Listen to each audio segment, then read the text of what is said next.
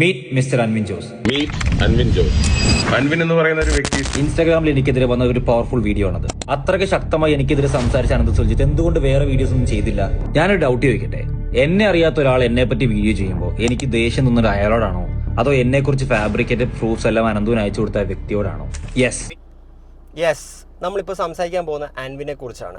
അതായത് നമ്മൾ കുറച്ച് നാൾക്ക് മുന്നേ ഇൻസ്റ്റാഗ്രാമിൽ ഭയങ്കരമായിട്ട് കത്തി നിന്നൊരു ടോപ്പിക്കാണ് ആൻവിൻ. അതായത് ആൻവിൻ്റെ ഈ സാധനം പൊങ്ങി വരാനുള്ള ഒരു മെയിൻ കാരണം എന്ന് വെച്ച് കഴിഞ്ഞാൽ ഡോക്ടർ ഡ്രേക്ക്, അതായത് ലൈഫ് ഓഫ് അനന്തു എന്ന് പറഞ്ഞ പുള്ളിക്കാരൻ കുറേ എക്സ്പോസിങ്, അതായത് അനന്തു മറ്റേ ആൻവിനെ എക്സ്പോസ് ചെയ്തുകൊണ്ട് കുറേ വീഡിയോസായിട്ട് വന്നിട്ടുണ്ടായിരുന്നു.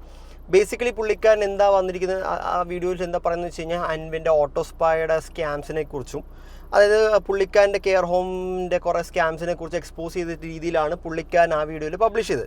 അതിനുശേഷം ആൻവിന് കുറേ അതിന് കുറേ സൈഡ് എഫക്ട്സ് ആയിട്ട് പുള്ളിക്കാരൻ്റെ കുറേ ബിസിനസ് നഷ്ടപ്പെടുകയും പുള്ളിക്കാരൻ ഇവരും ആൻവിനും മറ്റേ അനന്തുമായിട്ട് ഭയങ്കരമായിട്ട് ഫൈറ്റ് നടക്കുന്നുണ്ടായിരുന്നു സോഷ്യൽ മീഡിയയിൽ കുറേ നാളായിട്ട്. അതിനുശേഷം കുറച്ച് കഴിഞ്ഞപ്പോഴത്തേക്കും ഇതൊക്കെ ഒന്ന് കെട്ടണഞ്ഞ് നിന്ന സമയത്ത് 2 ദിവസം മുന്നേ ഇപ്പോൾ വീണ്ടും ഈ ടോപ്പിക്ക് പൊങ്ങി വന്നിരിക്കുകയാണ്. പുള്ളിക്കാരൻ്റെ പേരാണ് അശ്വിൻ എന്ന് പറഞ്ഞാണ് പുള്ളിക്കാരൻ്റെ പേര്. അപ്പോൾ ഈ പുള്ളിക്കാരൻ ഇന്നത് ആൻവിനെ കുറിച്ച് കുറച്ച് കാര്യങ്ങൾ പറയുന്നുണ്ടായിരുന്നു. അപ്പോൾ അത് കേട്ടിട്ട് ആൻവിൻ ഒരു വീഡിയോ ചെയ്തിട്ടുണ്ടായിരുന്നു. അപ്പോൾ ആൻവിൻ ബേസിക്കലി ആ വീഡിയോയിൽ പറയുന്നത് എന്താണെന്ന് വെച്ച് കഴിഞ്ഞാൽ, ഞാൻ പറ്റിച്ചു എന്ന് പറഞ്ഞ ആൾക്കാർ ആരെങ്കിലും നേരിട്ട് വന്നിട്ടുണ്ടോ, അതായത് ഞാൻ പറ്റിച്ചു, ഞാൻ ആരെ സ്കാം ചെയ്തു, ആ സ്കാം ചെയ്ത ആരെങ്കിലും നിങ്ങൾ ഓഡിയോ കാണിക്കാണ്ട് ഡയറക്റ്റായിട്ട് അവരുടെ ഫേസ് കാണിച്ച് ഓരോ വീഡിയോ ചെയ്യുന്നൊക്കെയാണ് ആൻവിൻ ബേസിക്കലി ആ വീഡിയോയിൽ പറയുന്നത്.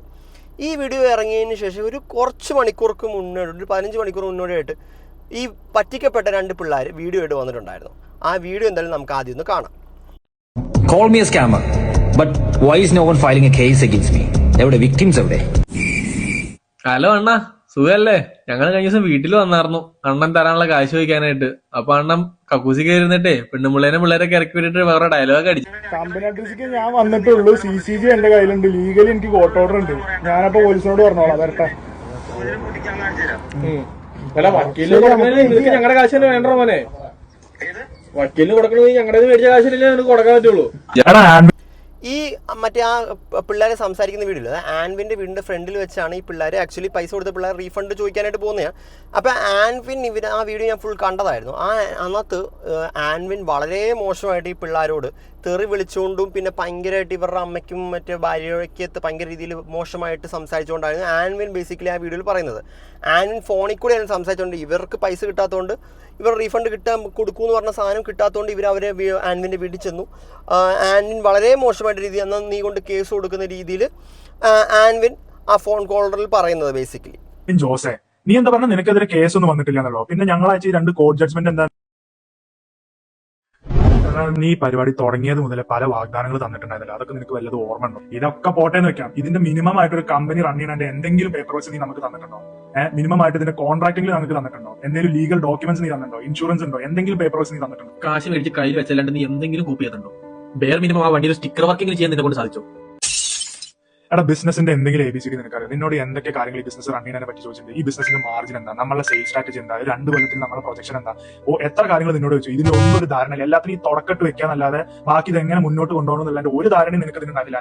നീ ഇതൊക്കെ ചെയ്യാന്ന് പറഞ്ഞിട്ട് മാസങ്ങളോളം നിന്റെ പുറകെ നിങ്ങൾ നടന്നായിരുന്നു, ഓർമ്മയുണ്ടോ? ഇതേപോലെ ഒരു ബിസിനസ് പ്രൊഫഷണലായി റൺ ചെയ്യുന്നതിന്റെ ബേസിക് ആയിട്ടുള്ള കുറെ കാര്യങ്ങൾ ആൽവിനെ നിന്റെ അടുത്ത് പല തവണയായിട്ട് ഞങ്ങൾ മീറ്റിംഗ്സിലും കോൾസിലും എല്ലായിടത്തും അവതരിപ്പിച്ചിട്ടുണ്ട്. ഇതിനൊക്കെ ഇന്ന് ചെയ്യാൻ നാളെ ചെയ്യാന്നല്ലാതെ മറുപടി വായ കൊണ്ട് പറയാന്നല്ലാതെ ഒന്നും തന്നെ കിട്ടിയിട്ടില്ല. എന്തെങ്കിലും മിസ് ആയിട്ടുണ്ട്, എന്തെങ്കിലും കാര്യങ്ങൾ ഡിസ്കസ് ചെയ്യാൻ നിങ്ങളുടെ സൈഡിൽ മെയിൻ ആയിട്ട് ഫ്രാഞ്ചൈസി അഗ്രിമെന്റ് റെഡിയാണ്. നാളെ രാവിലെ ഷോൺ സെൻഡ് ചെയ്തില്ല. Franchise agreement ready. Already Shaun കുറച്ച് ഡോക്യുമെന്റ്സ് ആയിട്ടൊന്ന് ഡോക്യുമെന്റേഷൻ എല്ലാവരും ഈ കോൺട്രാക്ട് മാറ്റി 10% ഉള്ളത് മാറി നാളത്തെ ഡേറ്റിംഗിൽ എല്ലാവർക്കും കിട്ടും. അത് ഇൻഷുറൻസ് വർക്കൗട്ട് ചെയ്തിരിക്കുക. അവിടെ നമ്മുടെ സിംഗിൾ ഇൻഷുറൻസ് സോഫർ ഇത് ബാക്കി ചേഞ്ച് വരുന്നത് ഇപ്പൊ പോകുന്നതിനെ പോയാൽ പറ്റുള്ളൂ. കമ്പനി ഇൻഷുറൻസ് അതൊക്കെ നമ്മുടെ പേര് ആഡപ്പ് ചെയ്യാൻ പോവാ. നമുക്ക് ഇൻഷുറൻസ് ഉണ്ട്, ഓട്ടോസ്പെക്സ് കമ്പനിക്കുണ്ട്. പക്ഷേ ആസ് ഇൻഡിവിജ്വൽ നിങ്ങൾക്കില്ല. അത് നിങ്ങൾ എന്നിലേക്ക് ഒരു ലീഗൽ പാർട്ടി കോൺട്രാക്ട് കൊണ്ടുവച്ചിട്ട് എന്റെ ഇൻഷുറൻസ് നിങ്ങൾ യൂസ് ചെയ്യുന്ന പോലെയാണ്. അങ്ങനെയാക്കാൻ പോകുന്നത്. മാസങ്ങളോളം നിന്റെ പുറകെ നടന്നിട്ട് തന്നെയാണ്. യെസ്, ഇതിൻ്റെ അകത്ത് ആൻവിൻ്റെ ഓഡിയോ വ്യക്തമായി കേട്ടിട്ടുണ്ടല്ലോ. അതായത് ആൻവി ഇന്നത്തെ കുറേ കാര്യങ്ങൾ വാഗ്ദാനങ്ങൾ കൊടുക്കുന്നുണ്ട്. ഇന്നത്തെ ആൻവിൻ്റെ ഒരു പോളിസി എന്ന് വെച്ച് കഴിഞ്ഞാൽ, അതായത് ആൻവിൻ്റെ ഇതേപോലെ കാർ വാഷിപ്പ് നിങ്ങൾക്ക് ഇത് ആൻവിൻ പണ്ടുതൊട്ടേ പറയുന്നത്, അതായത് എന്തെങ്കിലും ഇഷ്യൂസ് വന്നു കഴിഞ്ഞാൽ നിങ്ങൾക്ക് നിങ്ങളുടെ ഫണ്ട് റീഫണ്ട് ചെയ്യുന്ന കാര്യങ്ങൾ ആൻവിൻ നേരത്തെയും പലവട്ടം വീഡിയോയിൽ പറയുന്നുണ്ടായിരുന്നു. പക്ഷേ ഈ ഒരു ജെനുവിൻ കേസ് വന്നപ്പോഴത്തേക്കും എന്തുകൊണ്ട് ആൻവിൻ അത് മര്യാദയ്ക്ക് ചെയ്ത് കൊടുത്തില്ല എന്ന് എനിക്ക് ഇതുവരെയായിട്ട് മനസ്സിലാവുന്നില്ല. ആൻവിൻ്റെ ഓട്ടോസ്പായുടെ ഈ ബിസിനസ്സിനെ കുറിച്ച് ആൻവിൻ തന്നെ കുറേ വീഡിയോസിൽ പറയുന്നുണ്ടായിരുന്നു. അതായത് ഇൻ കേസ് നിങ്ങൾക്ക് ഇത് പറ്റിയില്ലെങ്കിൽ നിങ്ങൾക്ക് റീഫണ്ട് വരുന്ന രീതിയിൽ കുറേ കാര്യങ്ങളൊക്കെ ആൻവിൻ തന്നെ പറയുന്നുണ്ടായിരുന്നു. പിന്നെ അങ്ങനെ ഓരോ കാര്യങ്ങൾ ആൻവിൻ ഓഫർ ചെയ്തതിന് ശേഷം എന്തുകൊണ്ട് ആൻവിൻ ഇവർക്ക് പ്രോപ്പറായിട്ട് റീഫണ്ട് കൊടുത്തില്ല? അത് എന്തും ആയിക്കോട്ടെ, ഇന്നത്തെ ആൻവിൻ്റെ രീതിയിൽ എക്സ്പ്ലനേഷൻ കൊടുത്തൊരു വീഡിയോ വരുന്നുണ്ട്. പക്ഷേ ആ വീഡിയോ കണ്ടപ്പോഴത്തേക്ക് ഞാൻ ആദ്യം വിചാരിച്ചത് ശരിയാണ്, ആൻവിൻ നമുക്ക് ബേസിക്കലി പറഞ്ഞു വെച്ച് കഴിഞ്ഞാൽ എൻ്റെ പേരിൽ ഒരു അലിഗേഷൻ ആരെങ്കിലും കൊണ്ടുവന്നിട്ടുണ്ടോ, അതായത് നിങ്ങൾ കുറേ വോയിസ് നോട്ട് കേൾപ്പിക്കുന്നുണ്ട്. ഈ അശ്വിൻ എന്ന് പറഞ്ഞ പുള്ളിക്കാരാണെങ്കിൽ പുള്ളിക്കാരൻ കുറേ വോയിസ് നോട്ട് കേൾപ്പിക്കുന്നുണ്ട്. അതൊക്കെ വോയിസ് നോട്ട് കേൾപ്പിക്കാണ്ട് ആരെ കൊണ്ടും പറ്റും. നേരെ അതായത് ഒരാൾക്ക് പരാതി ഉണ്ടെങ്കിൽ ആ പരാതി ഉള്ള ഒരാൾ നേരിട്ട് ഒരു വീഡിയോ ആയിട്ട് വന്നിട്ടുണ്ടോ എന്ന് ആൻവിൻ ചോദിച്ചിട്ടുണ്ടായിരുന്നു. അപ്പോൾ എനിക്കും തോന്നി, അതായത് ചുമ്മാ നമുക്ക് ഒരാളെ ഡിഫെയിം ചെയ്യാനായിട്ട് ചുമ്മാ കുറേ ഓഡിയോസ് കേൾപ്പിച്ച് കഴിഞ്ഞിട്ട് കാര്യമില്ല. അത് തന്നെയായിരുന്നു ലൈഫ് ഓഫ് അനന്തുവിനും പറ്റിയത്. ലൈഫ് ഓഫ് അനന്തു ശരിക്കും പറഞ്ഞാൽ ആൻവിൻ്റെ സ്കാം എക്സ്പോസ് ചെയ്ത് കുറേ വീഡിയോസ് ആയിട്ട് വന്നു. പക്ഷേ അന്നത്തെ അനന്തുവിന് തന്നെ കുറേ കാര്യങ്ങൾ കൺഫേമായിട്ട് ഉറപ്പില്ലായിരുന്നു. പുള്ളിക്കാരൻ ഇങ്ങനെ കുറേ സ്റ്റേറ്റ്മെൻറ്റ്സും കുറേ ഡോക്യുമെൻറ്റ്സും തന്നു. പക്ഷേ സ്കാം ചെയ്ത് അത് ഞാനും കുറേ വീഡിയോസ് പുള്ളിക്കാരനെ കുറിച്ച് ചെയ്തിട്ടുണ്ടായിരുന്നു. അതായത് ഞാൻ വ്യക്തമായി പറയുന്നുണ്ടായിരുന്നു, സ്കാം എന്ന് പറയുന്നുണ്ട്. എവിടെയാണ് സ്കാം? അതായത് അൻവിൻ പറ്റിച്ചു എന്ന് പറഞ്ഞാൽ ആൾക്കാരെ വിളിച്ചു വരുത്തി. അപ്പം നമ്മളിപ്പോൾ ഒരാളെ സ്കാം ചെയ്തിട്ടുണ്ടെന്ന് പറഞ്ഞു കഴിഞ്ഞാൽ പറ്റിച്ച ആളെ ഒരു വോയിസ് നോട്ടോ അല്ലെങ്കിൽ പറ്റിച്ച ആളുടെ ഒരു വീഡിയോ കാണുകയാണെങ്കിൽ നമുക്ക് വ്യക്തമായി മനസ്സിലായ ആളെ എങ്ങനെ പറ്റിച്ചു, ഏത് രീതിയിൽ പറ്റിച്ചു എന്ന് നമുക്ക് മനസ്സിലാവത്തുള്ളൂ. ചുമ്മാ ഒരാളുടെ വോയിസ് നോട്ട് മാത്രം കേൾപ്പിച്ച് കഴിഞ്ഞാൽ നമുക്കൊരു കാര്യമില്ലല്ലോ. അപ്പം ഞാൻ അന്ന് അത് പുള്ളിക്കാരനെ കുറേ ക്രിട്ടിസൈസ് ചെയ്തിട്ടുണ്ടായിരുന്നു. പക്ഷേ ഈ തവണ വന്നിരിക്കുന്നത് അതായത് റിയലായിട്ട് ശരിക്കും സ്കാം ചെയ്ത് അതായത് പറ്റിക്കപ്പെട്ടവർ തന്നെയാണ് ഈ തവണ റിയലായിട്ട് വീഡിയോ ആയിട്ട് വന്നിരിക്കുന്നത്. പക്ഷേ ഈ വീഡിയോ കണ്ടപ്പോഴത്തേക്കും ഒരു കാര്യം ഉറപ്പായത് ആൻവിനെ ഡിഫെൻഡ് ചെയ്യാൻ യാതൊരു ഇതുമില്ല. അത് ആൻവിൻ കാണിച്ചത് വലിയൊരു തെണ്ടിത്തരം തന്നെയാണ്. അതായത് ഒരാളുടെ പൈസ, ആ പിള്ളേർ കുറേ കഷ്ടപ്പെട്ട് ഉണ്ടാക്കിയ പൈസ, അവർക്ക് കുറേ സ്വപ്നങ്ങൾ കണ്ടു ആ രീതിയിൽ ഇൻവെസ്റ്റ് ചെയ്ത പൈസ അത് റീഫണ്ട് ചെയ്ത് കൊടുക്കേണ്ട ബാധ്യത ആൻവിൻ്റെ തന്നെയായിരുന്നു. അത് ആൻവിൻ്റെ കമ്പനിയിൽ ആൻവിൻ്റെ ഫേസ് കണ്ടിട്ടാണ് ആൻവിൻ്റെ ആ കുറേ കാര്യങ്ങൾ, അതായത് ഇതേപോലെ ചെയ്ത് കഴിഞ്ഞാൽ റിച്ച് ആവും, ആ റിച്ച് കോൺസെപ്റ്റിൽ തന്നെയാണ് ഈ പിള്ളേർ ഇൻവെസ്റ്റ് ചെയ്തത്. അപ്പോൾ അങ്ങനെ ഇൻവെസ്റ്റ് ചെയ്യുന്നവരെ ഇതേപോലെ പറ്റിച്ചു കഴിഞ്ഞാൽ അത് ഒട്ടും എനിക്ക് ശരിയായ കാര്യമായിട്ട് തോന്നുന്നില്ല. എല്ലാം അവസാനിപ്പിച്ചിട്ട് ഇതെല്ലാം നിന്നെ കൊണ്ട് കൂട്ടിയാൽ കൂടില്ല എന്ന് കണ്ടുകൊണ്ട് തന്നെയാണ് ഞങ്ങൾ ഇത് നിർത്താന്നുള്ളത് തീരുമാനിച്ചത്. ഇനി ഇതെല്ലാം മനസ്സിലാക്കിയിട്ട് നീ പറയുന്ന പല കാരണങ്ങൾ എന്തെങ്കിലും ആയിക്കോട്ടെ, വാട്ട് എവർ ദ റീസൺ, നമ്മൾ മ്യൂച്വലി രണ്ടുപേരും എഗ്രി ചെയ്തിട്ടാണ് ഇതിന് ടെർമിനേറ്റ് ചെയ്തിട്ടുള്ളത്. അതിന്റെ പ്രൂഫായിട്ട് പല ഇമെയിൽസും മെസ്സേജസും നിനക്ക് അയച്ചിട്ടുണ്ട്. ജൂലൈ 2025 നീ ഞങ്ങളുടെ രണ്ടുപേരും വണ്ടി കൊണ്ടുവന്നത്. വേറെ ഫ്രാഞ്ചൈസിക്കാർ റെഡിയാണ്, ഫുൾ എമൗണ്ട് സെറ്റിൽ ചെയ്യാം എന്ന് പറഞ്ഞിട്ടാണ് നീ ഞങ്ങളുടെ വണ്ടി കൊണ്ട് ഈ പറഞ്ഞ സ്ഥലത്താണ് വണ്ടി കൊണ്ടു തന്നത്. എന്നിട്ട് ഇത് കഴിഞ്ഞിട്ട് 1 വർഷത്തോളം ആകുന്നു, ഇതുവരെ നീ ഞങ്ങളുടെ ഫുൾ എമൗണ്ട് തന്നിട്ടില്ല. ഇതെല്ലാം കഴിഞ്ഞിട്ട് തരാനുള്ള പൈസ ചോദിച്ചു വന്നപ്പോ നിന്റെ മാനേജേഴ്സിനെ കൊണ്ട് ഫോൺ എടുപ്പിക്കും, ഇതിന് ഉത്തരം തരിക അല്ലാതെ ആൻവിനെ നീ മുങ്ങി നടക്കുക അല്ലാതെ വേറെ ഒരു കോപ്പൊന്നും ചെയ്തിട്ടില്ല. ബാക്കി പൈസ ഞങ്ങൾക്ക് കിട്ടാത്തതുകൊണ്ടാണ് ഞങ്ങൾ ജാനുവരി 2026 ഞങ്ങൾ രണ്ടുപേരും കോർട്ട് കേസ് ഫയൽ ചെയ്തിട്ട് അത് നിനക്ക് അഗേൻസ്റ്റ് വന്നത് നിനക്ക് നന്നായിട്ട് അറിയാൻ. അത് നിനക്ക് കോർട്ട് ഓർഡർ വന്നിട്ടുണ്ട്.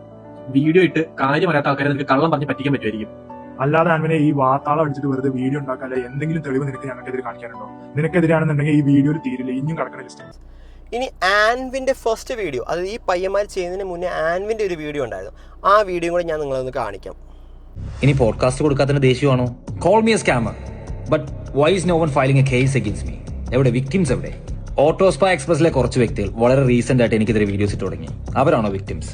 അതിൽ 4 പേർക്കാണ് പ്രധാനമായിട്ടും പ്രശ്നമുള്ളത്. അച്ഛൻ ജയിലിലാന്ന് എന്റെ അടുത്ത് കള്ളം പറഞ്ഞ് പൈസ റീഫണ്ട് കളക്ട് ചെയ്ത സൂരജ് കൊടക്കാട്ട്, വൈകിട്ട് പബ്ജി കളിക്കാൻ വേണ്ടി വർക്കിന് പോവാതിരിക്കുന്ന ഡിബു പരിയാരത്ത്, ഓട്ടോസ്പാ എക്സ്പ്രസിന്റെ വാനുകൾ ഇപ്പോഴും കൈവശം വെച്ചിട്ട് റീഫണ്ട് ചോദിക്കുന്ന 3 പേര്, അമൽ റോയ്, ഗാവിൻ ജോസഫ്, ഹാരിസ്, വാട്ടെവർ.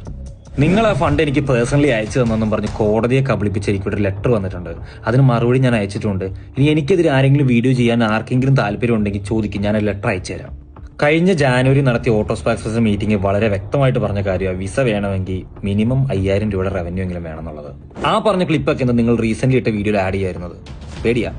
അതുപോലെ തന്നെ അനന്ത് സുൽജിത്തിന്റെ വീഡിയോ ജാനുവരി മാസം വന്ന സമയത്ത് ഞാൻ പറഞ്ഞതാ, ആ മീറ്റിംഗ് വെച്ചിട്ട് ആർക്ക് വേണമെങ്കിലും ഈ സ്പോട്ടിൽ ഓട്ടോസ്പാ ക്യാൻസൽ ചെയ്ത് പോവാന്നുള്ളത്. ആൻവിൻ്റെ ആദ്യം ഈ വീഡിയോ ആദ്യം ആൻവിൻ ഇറക്കിയ സമയത്ത് ഞാൻ ആദ്യം വിചാരിച്ചു ആൻവിൻ പറഞ്ഞ എന്തെങ്കിലും കാര്യം ഉണ്ടാവുമെന്ന് വിചാരിച്ചു. പിന്നെ രണ്ടാമത് ഈ പയ്യന്മാർ ഇത് കണ്ടപ്പോഴത്തേക്കും മനസ്സിലായി ആൻവിൻ്റെ ഭാഗത്ത് തെറ്റുണ്ടെന്ന് നമുക്ക് വ്യക്തമായി കുറച്ചും കൂടെ ക്ലാരിഫിക്കേഷൻ കിട്ടിയത്. അതായത് ആൻവിൻ ഇതിനകത്ത് പറയുന്നത് എന്താണെന്ന് വെച്ച് കഴിഞ്ഞാൽ, അതായത് ഇത് എന്നെ കോൾ മീ എ സ്കാമർ, അതായത് സ്കാം ചെയ്തപ്പെട്ട ആരാണ് സ്കാം ചെയ്തു എന്ന് പറയുന്നത്, അതായത് ഞാൻ സ്കാം ചെയ്തതെന്ന് പറഞ്ഞ ആൾക്കാർ എവിടെ എന്നായിരുന്നു ആദ്യം ആൻവിൻ്റെ ചോദ്യം. ആ ചോദിച്ച ആൾക്കാരെ കാണിച്ചിട്ടുണ്ട്. ഇന്നത്തെ ആൻവിൻ കുറച്ച് കാര്യങ്ങൾ പറയുന്നുണ്ട്. അതായത് കുറച്ച് പേർക്ക്, അതായത് അച്ഛൻ മരിച്ചു എന്ന് പറഞ്ഞ ഫണ്ട് റീഫണ്ട് വേണ്ടി ഇവർ കുറച്ച് കാര്യങ്ങൾ പറയുന്നുണ്ട്. പിന്നെ പബ്ജി കളിക്കാനാണ്, അതെന്ത് വേണമെങ്കിലും ആയിക്കോട്ടെ, നമ്മൾ പൈസ മുടക്കിയ ആൾക്ക് നിങ്ങൾ റീഫണ്ട് കൊടുക്കുമെന്ന് പറഞ്ഞവരൊക്കെ ഒരാൾക്ക് ബിസിനസ് ചെയ്യാൻ താല്പര്യമുണ്ട്, ഫ്രാഞ്ചൈസി തുടങ്ങാൻ താല്പര്യമുണ്ടെന്ന് പറഞ്ഞു വന്നു. അവർക്ക് ആ നിങ്ങളോടുള്ള വിശ്വാസം പോയി. അത് നിങ്ങളുടെ ഈ കുറേ കാര്യങ്ങൾ കണ്ടതിന് ശേഷം ചിലപ്പോൾ അവരുടെ വിശ്വാസം പോയി കാണും. അങ്ങനെ അവർക്ക് ആ ബിസിനസ്സിൽ നിന്ന് ബാക്ക് ഔട്ട് ചെയ്യണം. ആ പൈസ റീഫണ്ട് ചെയ്ത് കൊടുക്കേണ്ടത് ഒരു ഉത്തരവാദിത്തം നിങ്ങളുടെയാണ്. നിങ്ങൾ ആ കാര്യങ്ങൾ സ്റ്റേറ്റ്മെൻറ്റ് പറഞ്ഞിട്ടുണ്ടെങ്കിൽ അതിൻ്റെ റീഫണ്ട് കൊടുക്കേണ്ട ഉത്തരവാദിത്തം ആൻവിൻ്റെ തന്നെയാണ്. അപ്പോൾ എനിക്ക് ഈ വീഡിയോ, ഞാൻ ഫസ്റ്റ് ആൻവിൻ്റെ ഈ വീഡിയോസൊക്കെ കാണുന്ന സമയത്ത് ഈ ലൈഫ് ഓഫ് അനന്തുവിൻ്റെ ഒക്കെ വീഡിയോ കണ്ടപ്പോഴത്തേക്ക് ആൻവിൻ സ്കാം പാർട്ട് 1 പാർട്ട് 2 എന്നൊക്കെ പറഞ്ഞ് പുള്ളിക്കാരൻ കുറേ വീഡിയോസ് ഇറക്കിയിട്ടുണ്ടായിരുന്നു.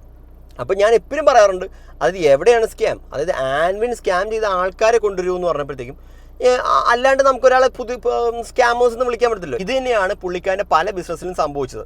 അതായത് ലൈഫ് ഓഫ് അനന്തുവിൻ്റെ ഈ വീഡിയോ വന്നതിന് ശേഷം പുള്ളിക്കാരന് കുറേ ബിസിനസ് പുള്ളിക്കാരൻ നഷ്ടപ്പെട്ടിട്ടുണ്ട്. അതിനുശേഷം പുള്ളിക്കാരൻ തന്നെ കുറേ പോസ്റ്റുകൾ ഇട്ടിട്ടുണ്ട്. ആ പോസ്റ്റ് ഒന്ന് ഞാൻ വായിച്ചു തരാം. പണ്ടിട്ട പോസ്റ്റാണ്. പോസ്റ്റിൽ ബേസിക്കലി ആൻവിൻ പറയുന്നത് വെച്ച് കഴിഞ്ഞാൽ പുള്ളിക്കാരൻ്റെ അസറ്റ് ഹോംസുമായിട്ട് പുള്ളിക്കാരൻ ഒരു ഇതുണ്ടായിരുന്നു. അത് പുള്ളിക്കാരൻ്റെ പ്രൊജക്റ്റ് പോയി. പിന്നെ മെയിനായിട്ട് പറഞ്ഞത് ഈ പുള്ളിക്കാരൻ്റെ യൂട്യൂബ് ഡ്രീം അത് നഷ്ടപ്പെട്ടു. അതായത് മൈജി ആയിരുന്നു സ്പോൺസർ ചെയ്തത്. മൈജി എന്നത് ബാക്കൗട്ട് ചെയ്തു. പിന്നെ വേറൊരു കാര്യം എന്ന് വെച്ച് കഴിഞ്ഞാൽ പുള്ളിക്കാരൻ്റെ കെയർ ഹോം എന്ന് പറഞ്ഞൊരു ഇതുണ്ട്, കെയർ ഹോം കമ്പനി ഉണ്ടായിരുന്നു മറ്റേ UK-യിലുള്ള. അതിൻ്റെ കുറച്ച് ക്രൈസിസ് വന്നിട്ടുണ്ടായിരുന്നു. അങ്ങനെ പുള്ളിക്കാരൻ്റെ ഓട്ടോ സ്പാ ബിസിനസ്സിൽ കുറേ ഫ്രാഞ്ചൈസീസ് ഉണ്ടായിരുന്നു. അതിൻ്റെ കുറേ കാര്യങ്ങൾ കുറേ പേര് ബാക്കൗട്ട് ചെയ്തു. അങ്ങനെ കുറേ കാര്യങ്ങളായിട്ട് പുള്ളിക്കാരൻ്റെ ഒരു സ്റ്റേറ്റ്മെൻറ്റ്, അത് പുള്ളിക്കാരൻ്റെ ബിസിനസ് അപ്പാടെ തകർക്കാനായിട്ട് അനന്തു ഇതേപോലെ അനന്തുവിൻ്റെ വീഡിയോന് ശേഷം പുള്ളിക്കാരൻ്റെ ബിസിനസ് അപ്പാടെ തകർന്നു എന്ന രീതിയിലായിരുന്നു പുള്ളിക്കാരൻ ആ പോസ്റ്റ് ഇട്ടത്. അപ്പം എനിക്കും അപ്പോൾ ആ സമയത്തേക്ക് ഇത് കണ്ടപ്പോഴത്തേക്ക് എനിക്കും തോന്നി, അതായത് ഒരാളുടെ ചുമ്മാ ഒരു വോയിസ് നോട്ടും ഇതും കേട്ടതിൻ്റെ ബേസിസിൽ സ്കാം ചെയ്ത ആൾക്കാർ കുറേ പേര് സ്കാം ചെയ്തു എന്ന് പറഞ്ഞു. ആ സ്കാം ചെയ്ത ആൾക്കാർ എവിടെയെന്ന് ഞാനും ചോദിക്കുന്നുണ്ടായിരുന്നു. അപ്പോൾ ഈ തവണ സ്കാം ചെയ്ത ആൾക്കാർ ഡയറക്റ്റായിട്ട് വന്നിട്ടുണ്ട്. അതായത് റീഫണ്ട് പൈസ കിട്ടാത്ത ആൾക്കാർ ഡയറക്റ്റായിട്ട് വന്നിട്ടുണ്ട്.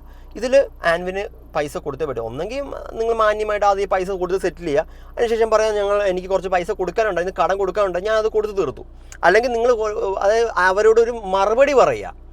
അല്ലെ നമ്മൾ ഒരാളെ ഫോൺ എടുത്തിട്ട് അയാളെ തെറി വിളിച്ചിട്ട് കാര്യമില്ല. അപ്പോൾ നിങ്ങൾ ബിസിനസ്സിൽ ബാക്കൗട്ട് ചെയ്തു, ഓക്കെ എനിക്ക് കുറച്ച് ഫിനാൻഷ്യൽ ക്രൈസിസ് ഉണ്ട്, ഞാൻ എനിക്ക് ഇത്രയും കുറച്ച് മാസം സമയം തരണം, അതൊരു എഗ്രിമെൻ്റ് ആയിട്ട് എഴുതുമോ, അല്ലെങ്കിൽ എങ്ങനെയെങ്കിലും പറയാം ഒരു വാക്കാലും. നിങ്ങൾ വോയിസ് നോട്ടൊക്കെ ഇടുന്ന ആൾക്കാരില്ല, അത് വോയിസ് നോട്ടായിട്ട് സേവ് ചെയ്യുക.